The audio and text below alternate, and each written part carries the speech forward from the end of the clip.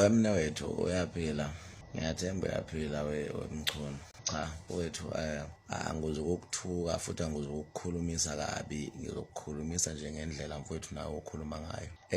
Ngiyasizwa mfowethu isikhalo sakho futhi ngiyayizwa i-complaint yakho futhi ngiyabuzwa nobuhlungu obuzwayo njengomnewebo kaNgizwe mcisho omncane. Ngiyakuzwa mfowethu ukuthi ubuhlungu lobo obukhulumayo ingoba buya enhlizweni.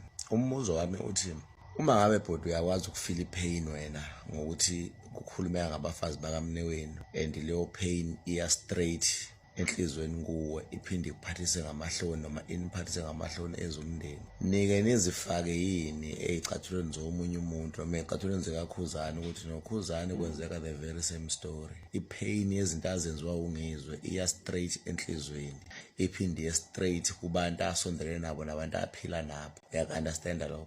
Aningenzi-ke bafowethu engazuthi ubuhlungu buzwa uNgizwe kuphela. Ningakhetheli futhi uKhuzani ukuthi yena akenzeni ukuze azwise uNgizwe ubuhlungu, ngoba noNgizwe akekho umuntu ayemkhethela ukuthi akakhulume ini. Kukaningi uNgizwe ezama ukuwisa i-career kaKhuzani.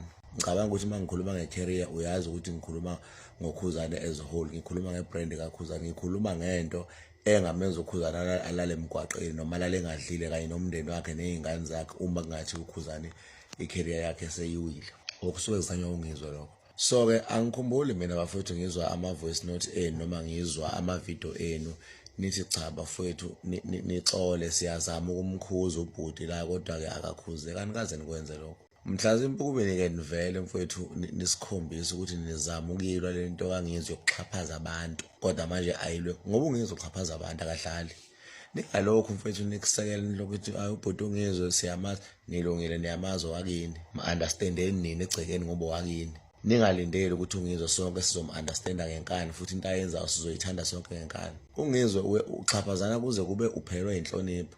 Cabanga ukuthi uyakhumbula ngisho unjoko wazi ugcina ephelelwe inhlonipho ngoNgizwe. So nje mfo mhlambe mzokwane sabona ama-video bafowethu nizama ukukhuza uNgizwe nina njengamachunu manisho ila siyobona khona ukuthi kusho ukuthi kunezinto eningayithandi nina niwumndeni ezenziwa uNgizwe. Aningaveli seningathanda okwenziwa abanye abantu kube kubhekise kuyini ningakaze nikhombise ukuthi lokho akwenzayo nina akunichazi.